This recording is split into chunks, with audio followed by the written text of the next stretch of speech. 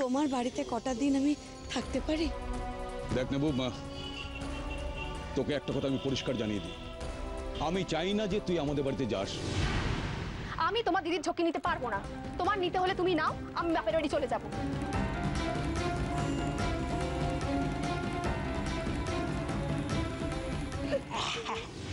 এই রাজলক্ষ্মী, এই দেখ বাজার থেকে কি এনেছি দেখ।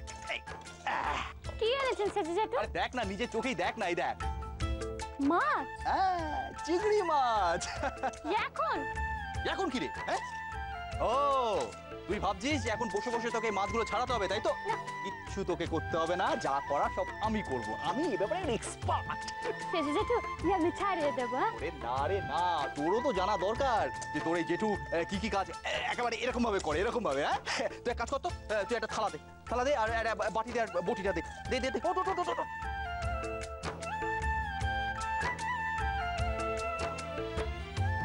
আমি দারুণ, হ্যাঁ কি, হ্যাঁ দে, হ্যাঁ থালা দে, হ্যাঁ বটি, এই হলো থালা। দেখ এই দেখ মাছগুলো কেমন রে, এমনি এমনি কি আর এনেছি রে? এই মাছ এখন এমনিতেই বাজারে 400 টাকা কিলো দরে বিকোচ্ছে। আসছি বুঝলি, বাজারের পাশ দিয়ে দেখি রাস্তার পাশে এক জায়গায় মাছ নিয়ে বসে আছে। আমি জিজ্ঞেস করলাম, কি ভাই কত? বলে 300 টাকা হলে দেবো বাবু। হ্যাঁ অত পারবো না, 200 টাকা দিতে পারি। আমি খুব ভাবলো, ভেবে আমায় বলছে, আপনি কি সবটা নেবেন বাবু? আমার তো এমনিতে সবটাই লাগতো, কারণ এতগুলো লোক খেতে এইটুকু মাছ তো কিছুই না। বললাম দাও, ব্যাস দিয়ে দিল। সস্তাই হয়েছে বুঝলি, তাহলে আজকালকার দিনে এই এতগুলো ভালো চিংড়ি মাছ 200 টাকায় পাওয়াই যায় না। আর এমনিতে আমি যখন বাড়ি ফিরি মাছের দর কিন্তু বেশ কমই থাকে, আমি ওই জন্য প্রায় প্রত্যেক দিনই ধুমারি তো বাজারে। আর এই চিংড়ি মাছটা দেখে আমার তোমার কথা মনে পড়ে গেল আসু। চিংড়ি মাছ দেখলেই তুমি এমন লাফিয়ে ওঠো।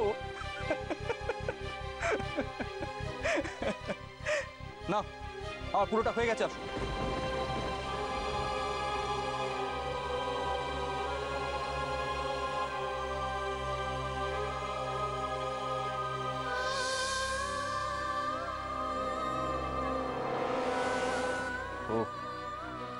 আমি তো ছাদে। সেজে জেঠু আপনি রান্নাঘর ভেবেছিলেন না?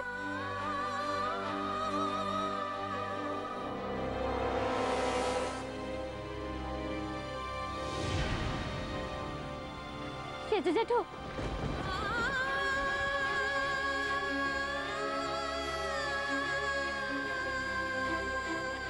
সেজে জেঠু একবার খবর নিন না সেজে জেঠু।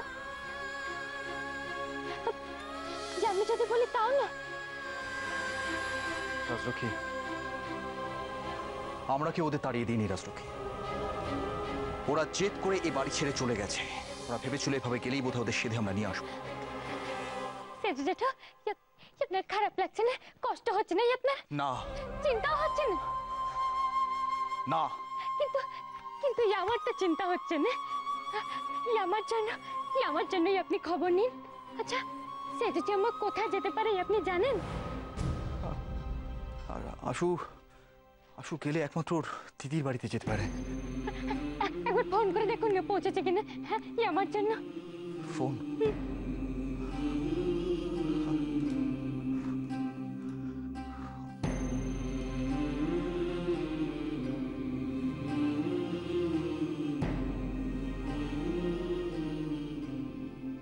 রিং হয়ে যাচ্ছে রাজলক্ষ্মী, দিদি তো ফোন ধরছে না। বাড়ি থেকে কেউ নেই? বুঝতে পারছি না। তাহলে আশু গেল কোথায়? তবে কি কাকিনাড়া থেকে ফিরে আসছে? নিশ্চয়ই তাই। কিন্তু কাকিনাড়া যাবেই বা কি করে, আসবেই বা কি করে? টাকা পয়সা আছে তো হাতে?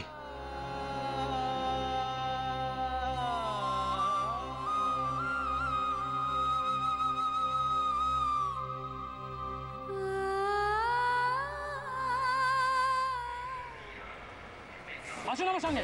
আমি বলছি তোমার ভুল হয়ে গেছে। দেখুন, ধরা পড়লে সবাই একই কথা বলে।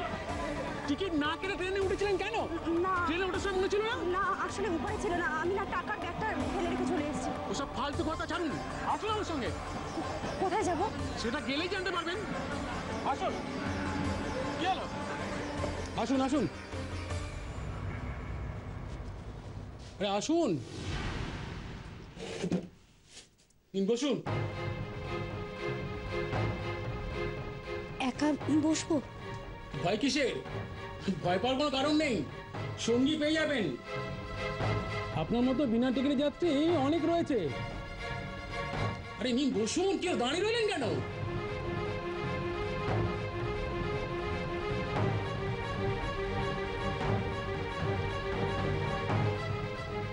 দেখুন, আমি তো বারবার আপনাকে বলছি আমার ভুল হয়ে গেছে। আমি তো আপনাকে বারবার বলছি, আমার কিচ্ছু করার নেই।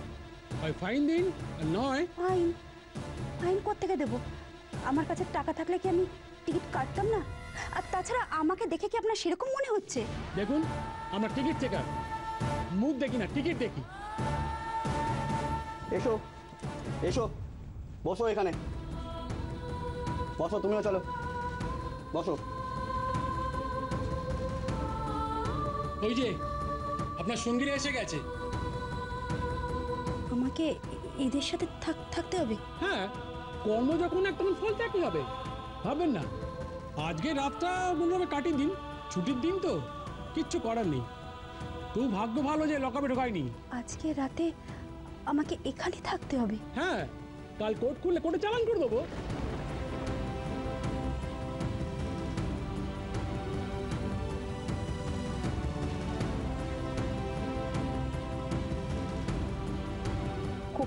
কোর্ট মানে কোর্ট কি করবে?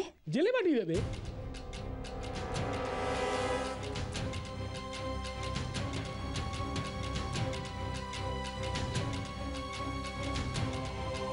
দেখুন, আপনি একটা কাজ করবেন, মানে আমি না আপনাকে আমার হাজবেন্ডের ফোন নাম্বারটা দিই, আপনি বরং ওকে একটা ফোন করুন, ও এসে আমাকে এখান থেকে নিয়ে যাবে। তো সে কথা এতক্ষণ বলেনি কেন? বলুন, আপনার স্বামীর ফোন নাম্বারটা বলুন। হ্যাঁ, ওর ফোন নাম্বার হচ্ছে 92।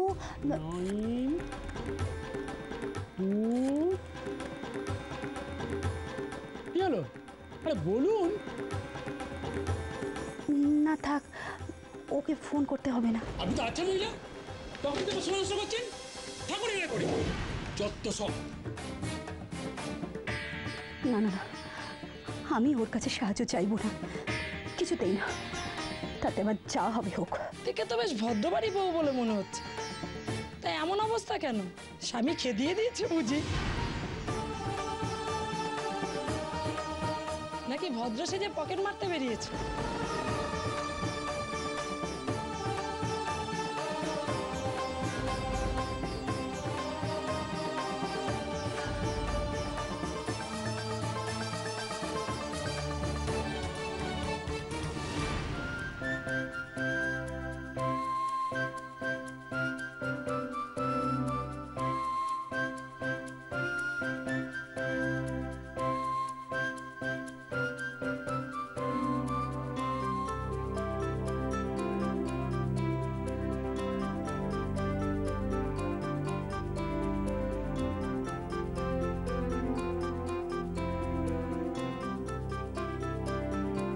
আরে বাহ, এই কত কিছু রান্না করেছিস রাজলক্ষ্মী। তবে মা অন্নপূর্ণা নিজে রান্না করতে বসেছে, সাজিয়ে না দিলে হয় বল? আমাদেরও এরকম সাজিয়ে গুছিয়ে খেতে দিবি তো নাকি? হ্যাঁ বড় জেঠু, যে আমি সাজিয়ে দিলে যে আপনি খুশি হবেন। ওই দেখো, হ্যাঁ তার থেকে তো ভালো কিছু হতে পারে না, আমি খুব খুশি হব। আচ্ছা দাদা, তোমার কি মাথা টাথা খারাপ হয়ে গেল নাকি? কেন বলতো? এই না না রাজলক্ষ্মী, তোকে এত খাটাখাটির মধ্যে যেতে হবে না। কেন সেজু জেঠু? বড় জেঠু যখন আবদার করেছেন তখন। দরকার নেই রাজলক্ষ্মী, আমাদেরকে যেভাবে খেতে দেওয়া হয় সেভাবে দিলেই হবে। সেজু জেঠু, বড় জেঠু যখন বলেছেন তখনই আমি ওনাকে সাজিয়ে দেব। আচ্ছা আচ্ছা, ঠিক আছে, সে তোর বড় জেঠুকে তুই না হয় সাজিয়েই দিস। এখন যা তো, বাবার খাবারটাকে দিয়ে আয়, যা।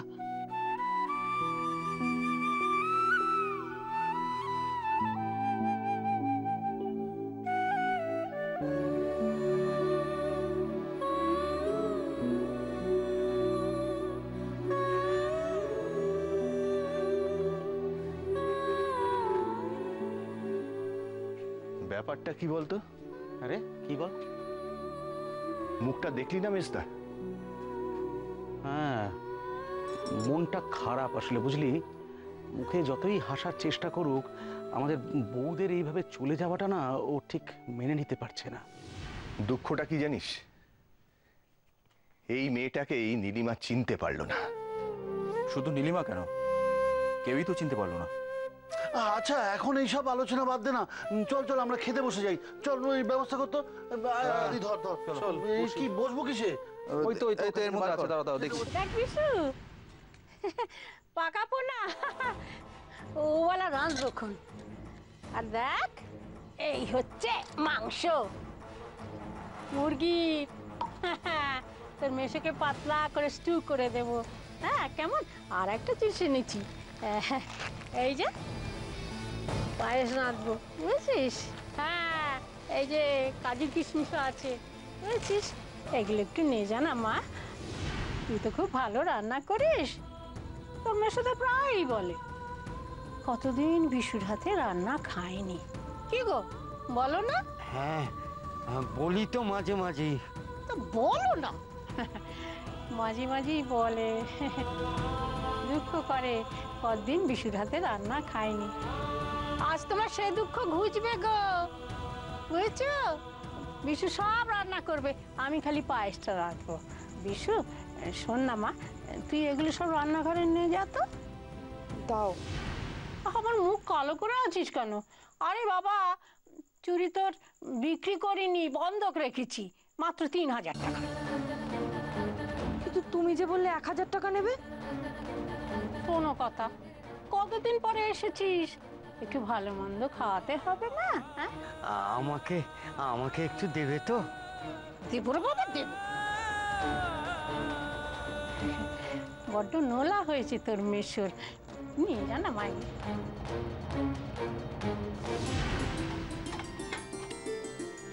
কেমন মজা হচ্ছে বল? হ্যাঁ, মনে হচ্ছে তোমার অন্নপ্রাশন হচ্ছে। অন্নপ্রাশন কি বলছিস? বল, জামাই ষষ্ঠী। জামাই ষষ্ঠী? হ্যাঁ। সেটা আবার তোর কোন দিন হয়েছিল? হ্যাঁ, তুই ঠিকই বলেছিস রমা। আসলে বিশুর বাবা মা তো কবেই মারা গেছে।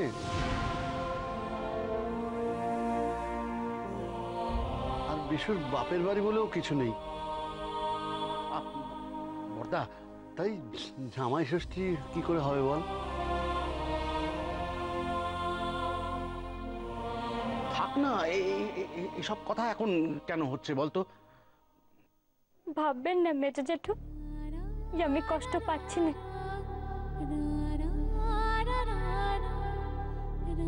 তুই কষ্ট পাচ্ছিস না, তুই মুখে বললে আমরা বিশ্বাস করবো? আপনাদের মুখের কথাও তুই আমি বিশ্বাস করেছি না। দেখ রাজলক্ষ্মী, আমি কিন্তু সত্যি সত্যিই কষ্ট পাচ্ছি না। কষ্ট হচ্ছে না, দেখি হচ্ছে কি হচ্ছে না। বাবা, সেই চিংড়ি মাছটা খেয়ে দেখুন তো কেমন হয়েছে। সেটা জেঠু এনেছে।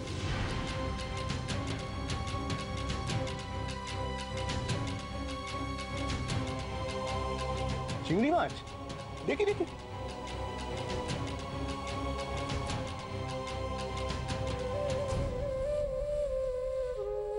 থাক, আমাকে দিস না।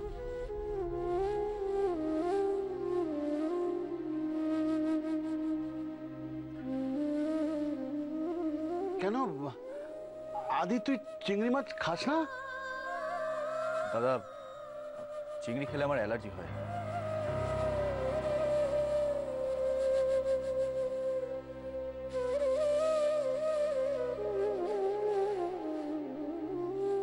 সত্যি কি তাই সেজো জেঠু?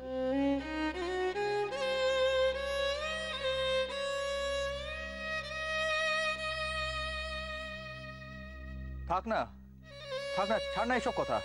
তুই যা না গিয়ে খেয়ে নে, নিজে নিজে বেড়ে নিয়ে খেয়ে নে, যা এখান থেকে। না না, আপনারা খেয়ে উঠুন, আমি পরে খাবো। আবার পরে কেন? আমাদের সঙ্গে তো বসে পড়তে পারতিস।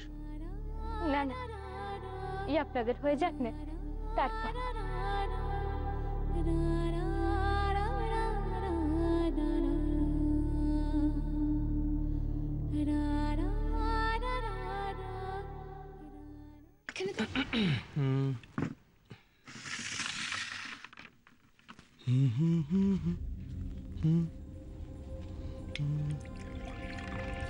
ও দিদি, এই বসে পড়, দেরি করিস না, অনেক দেরি হয়ে গেল। না না, কি আর এমন দেরি হয়েছে? সে কি আপনার খিদে পায়নি বুঝি? খিদে না পাওয়াটাই স্বাভাবিক। ও বাড়িতে কত লোকজন, আপনাকে কত কাজবাজ করতে হয়, কাজ না করলে কি আর খিদে পায়? আর এখানে তো না, মানে আমি তো কাজ করতে চেয়েছিলাম, তুমি তো আমায় কোনো কাজ করতে দিলে না। আপনাকে কি কাজ করতে দেবো বলুন তো? একদিনের জন্য এসেছেন, একটা দিন একটু বিশ্রাম নিন। হ্যাঁ, আর একদিনেরই তো ব্যাপার। আহা মিষ্টি, বারবার করে ওই দিদিকে একদিন কেন বলছো? তুমি চুপ করো, যেটা করতে বলছি সেটা করো। জল ঢালো। আমি তো দিদিকে চিনি। দিদিকে আর সংসার ছেড়ে থাকতে পারেন নাকি? আমাদের উপর দয়া করে একদিনের জন্য এখানে এসেছেন, তারপর দেখো না, স্বামী ছেলে এদেরকে ছেড়ে দিদি থাকতে পারবেন নাকি? দিদি বসুন বসুন। বসছি।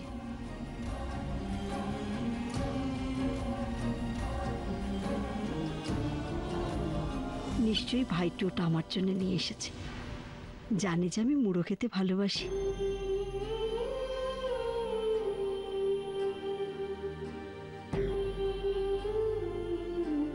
বস দিদি।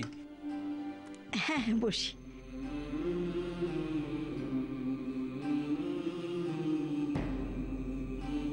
আরে আপনি এটা কি করলেন? কি করলাম? আরে এখানে তো আপনার ভাই বসে, আপনি? আহা মিষ্টি, ঠিক আছে, দিদি বসে পড়েছে যখন। তুমি বসো।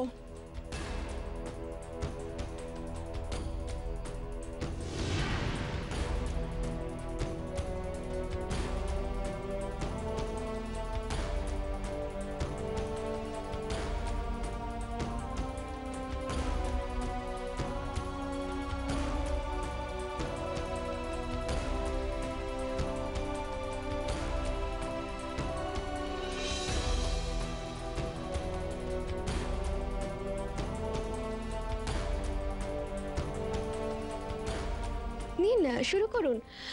আসলে আপনার ভাই না মাছের মুড়ো খেতে খুব ভালোবাসে।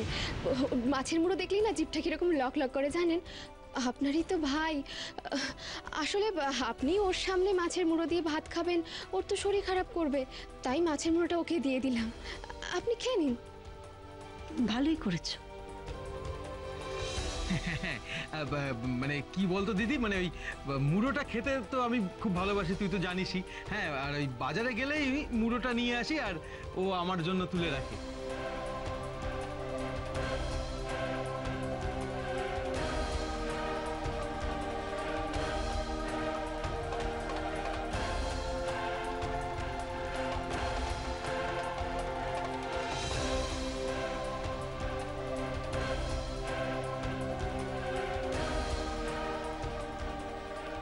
বাবা, বাবা খেতে আসুন।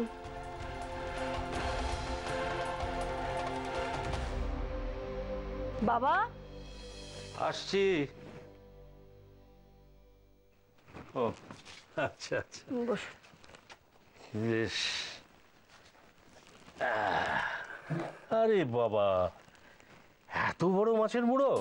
সে কি বাবা, আপনি নিজের তো বাজার থেকে কিনে আনলেন, কিন্তু আপনি এমন করে বলছেন যেন মাছের মুড়োটা প্রথম দেখলেন। তুমি ঠিকই বলেছো, আমি বাজার থেকে কিনে এনেছি, কিন্তু এটা যে আমার জন্যই এনেছি সে কথা কি একবারও বলেছি? না, মানে আসলে আপনি মাছের মুড়ো খেতে ভালোবাসেন তাই। হ্যাঁ, এটাও তুমি ঠিক বলেছো, আমিও মাছের মুড়ো খেতে ভালোবাসি, কিন্তু আমিও তো ঠিক জানি যে তুমিও মাছের মুড়ো খেতে খুব ভালোবাসো। হ্যাঁ, এটা তুমি খাও। তা কি করে হয় বাবা? আপনি কিনে এনেছেন, আপনি খান। বলছি তুমি খাও।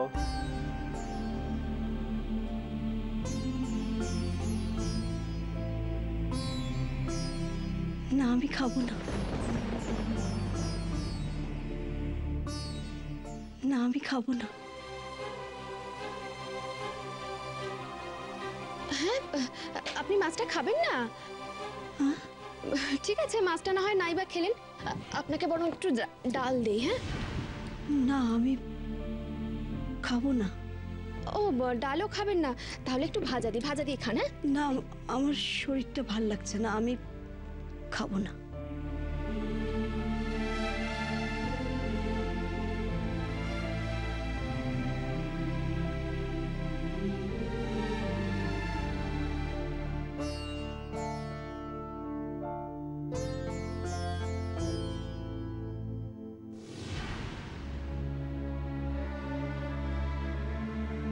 এটা তুমি কি করলে মিষ্টি?